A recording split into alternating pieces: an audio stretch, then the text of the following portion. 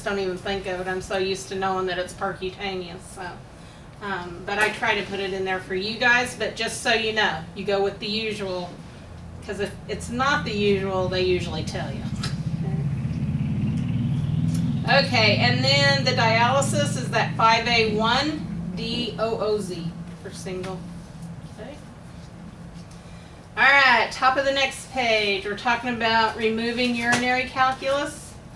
Remember that a lot of times they use lithotripsy, that ESWL, extracorporeal shockwave lithotripsy, and what do we know about that just from its name?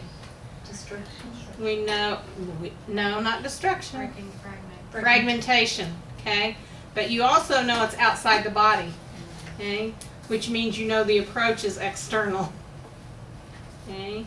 So ESWL, the root operation is fragmentation. We're just breaking it up into fragments, okay? The approach is external, and the body part is going to be where the stone is. So is the stone in the ureter, in the bladder, okay? Okay, if they can't get it that way, sometimes they will put in a scope. So they might do an endoscopic removal. So you might see something like ureteroscopy to remove the stone. And then you might see percutaneous procedures.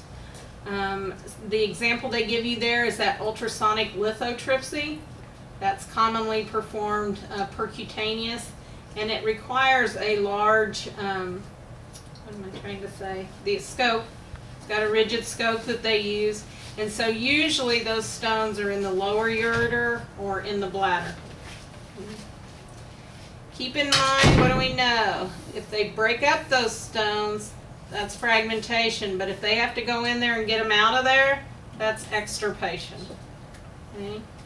And only extirpation. So even though they maybe did fragmentation, if they removed them, the only root operation is extirpation. You might see something like basket removal, that they go back in with the basket and pull those out. That's extirpation. Or sometimes they're so big that they can't go in there, they have to actually cut. They do a percutaneous nephrostomy, and that would be an incision to go in there and pull that stone out. That's also extirpation. Okay.